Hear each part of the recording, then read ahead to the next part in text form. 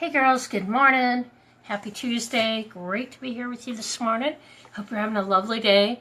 We're supposed to warm up a little bit today, which, that's all good. I'm waiting for spring, where it's like 75, nice breeze, sit out on the back porch and do morning minutes with you out there.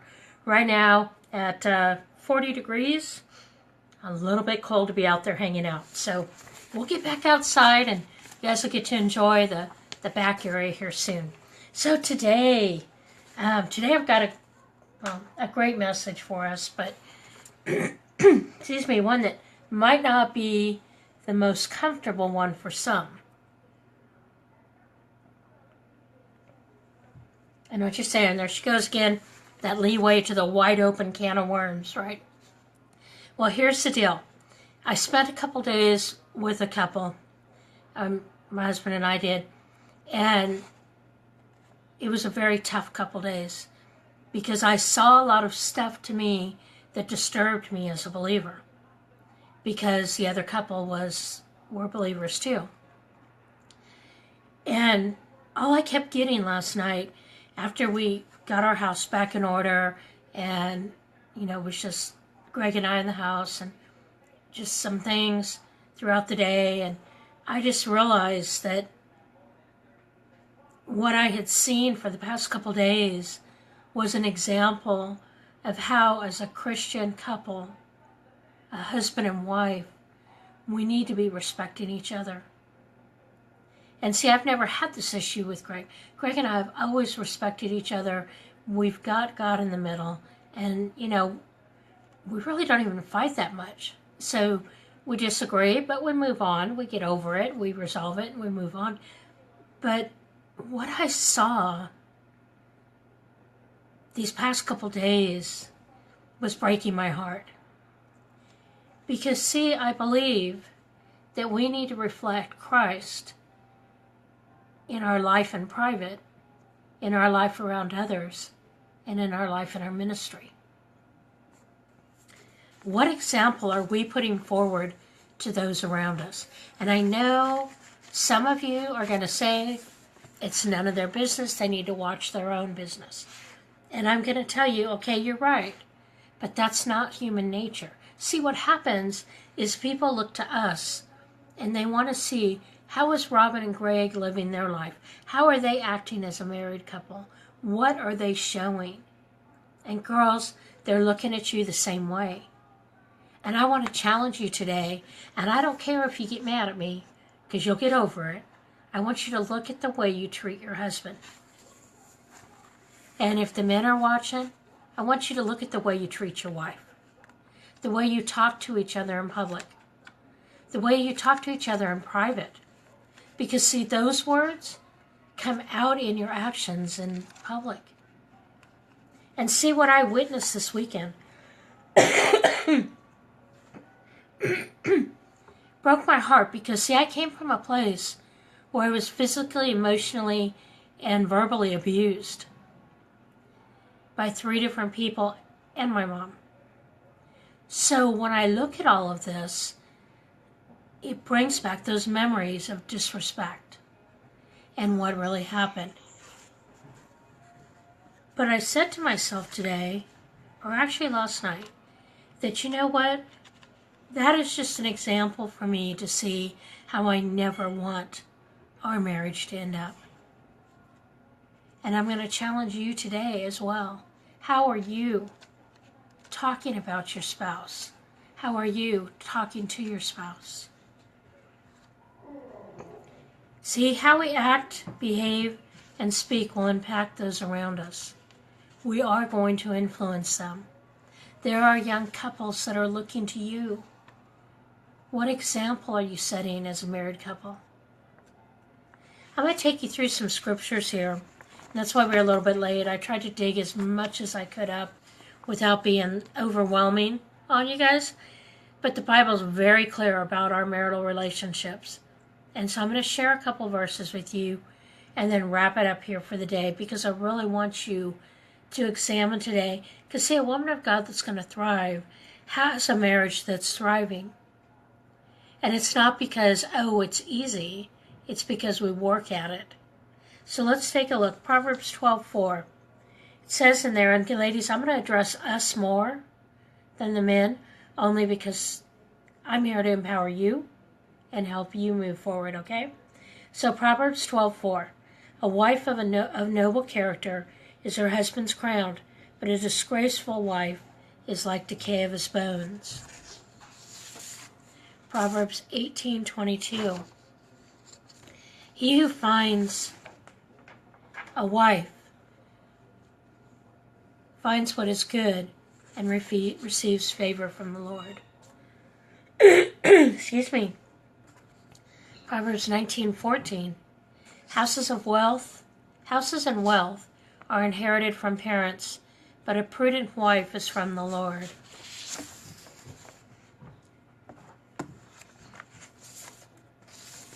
And those ones. So we see from those verses, and there's many more.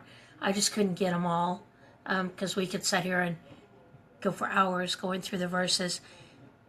But you see, our example as women in our husbands' lives is priceless. The example of a loving wife is more than any wealth that he could inherit. We look then, and we're going to include Colossians 3:18-19. And hang with me on this one, girls. The Bible tells us, wives, submit yourselves to your husbands as it is fitting to the Lord, and husbands, love your wives and do not be harsh with them. So, right there, we see where the example that was before us for the weekend was definitely not one that has the word in their heart. See, because the words that were coming out were so disrespectful and so, in my eyes, abusive, because I have the background. You don't talk to somebody that way. And see, what I watched is I watched her attack back in self-defense. And see, we shouldn't be operating in our marriage that way. If I looked at that marriage, being single, I would never be married. But see, that same behavior in your marriage, you take it to other people. And that's what you need to be aware of as well. Because see, he not only does that to his wife, he would do it to me. He would do it to my husband. And that's not acceptable behavior. And I remember a couple visits ago, actually probably a couple years ago, I actually spoke up to it, which was kind of, let's just say we silenced the room. But the thing is, girls, that we have to be an example to others. We are called in Titus 2 to be building up and encouraging those that are younger. And the Bible's not talking about younger in age. They're talking about younger in their walk, how long they've known. It's a less mature Christian that's looking to you as a mature Christian, saying, how do you act? How do you talk about your husband? How do you treat your husband? Men, how do you talk about your wife? How do you treat your wife? Both in private and in public. Because that comes out in how you interact in the public. Because see, girls, we're supposed to be a Christian 24/7, not just in public. The highest test of our character comes in our private. What is happening behind our doors in our house? That character, that behavior, those words, those actions, tell a big story. And see, even though you may hide some of this at home, it eventually comes out in public. Because see, you're going to get comfortable in a setting, just like they did. Every time they come, they get very comfortable, and we see this behavior ooze out. And I want to challenge you today, what are you reflecting? Are you reflecting Christ in Scripture that we are given, we are told how to behave? Or are you doing what the world does? Because they'd be a great guest on The View. And those that have ever seen The View will get what I'm talking about. Horrible show. Horrible, horrible, nasty, catty women. And I guarantee none of them know the Lord. Because they would not behave the way they do in public if they did. Our example to others is very important, and we need to be aware. I'm going to take you to Ephesians 5:22-33, and I may not read every single verse. Actually, I'm going to, because it's that important. Because I want you to understand that when we talk about being submissive, it isn't to the point of being abused. Being submissive means that you are not the head, ladies.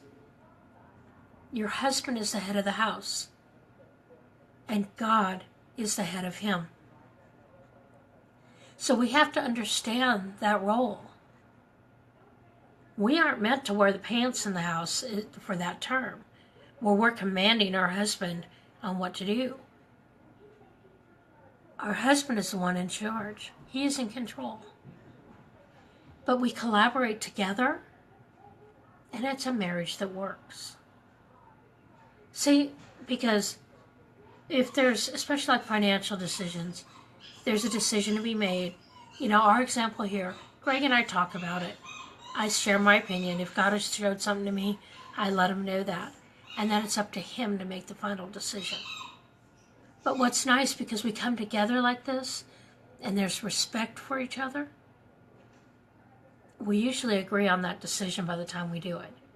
Sometimes we don't, but most of the time we do. But Ephesians 5:22-33, it tells us in here, wives, submit yourselves to your own husbands as you do the Lord. Do you understand that? Submit to your husband as you do to the Lord. Okay? For the husband is the head of the wife, as Christ is the head of the church, his body, of which he is the Savior. Now as the church submits to Christ, so also wives should submit to their husbands in everything. Then it changes. Husbands, love your wives, just as Christ loved the church and gave himself up for her, to make her holy, cleansing her by washing her with water through the word, and to present her to himself as a radiant church, without stain or wrinkle or any other blemish, but holy and blameless. In the same way, husbands ought to love their wives as their own bodies. He who loves his wife loves himself. After all, no one ever hated their own body, but they fed and cared for their own body, just as Christ does the church. For we are all members of his body. For this reason a man will leave his father and mother and be united to his wife, and the two will become one flesh. This is a profound mystery, but I am talking about Christ and the church. However, each one of you also must love his wife as he loves himself, and the wife must respect her husband. 3 days of witnessing how I never want our marriage to look. 3 days of my heart breaking for a couple that we really care about, and they see nothing wrong with their behavior. 3 days of watching a man belittle everybody around him because it makes him feel good. I can say the joy in the whole thing was getting our house back, but also coming to the realization that that is not what I want in my marriage, ever. But I challenge you girls today to reflect inside and ask yourself honestly, how are you reflecting Christ in private and in public? How are you talking about and talking to your spouse? That's a big call today, because many of you may be struggling where you get into a group and all of a sudden you talk about your husband in ways that just are not appropriate, girls. See, when we come together as women, we're to come together to build each other up. We're not to come together and bash our spouses. If you're going to thrive as a woman of God, you have to remember your role. You have to keep your focus on the essential, which is the cross. If Jesus Christ is the King of Kings, Lord of Lords, and your Savior, then you have to respect your spouse. You have to change how you talk about him and talk to him. I have seen some ugly stuff, girls, in the church, and the way their spouses talk to each other in public, and like it's okay, and it's funny, and it's not funny. It's disrespectful. So my challenge to you, what is your example? How do you reflect Christ in your marriage? Is he the head?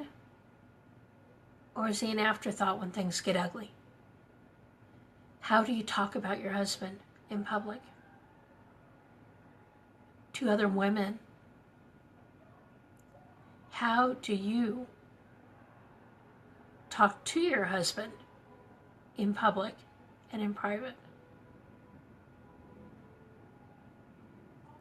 Time to shift and be aware. Our example is priceless. To other believers that might be watching, to other non-believers that might be on the fence wondering, why would I want to be a Christian? You're no different. Remember, we are told we are to be in this world, not of this world. We are called to be set apart, to be an example. My question for you is, what example are you being today? Is it time for an overhaul? Is it time to clean up the house?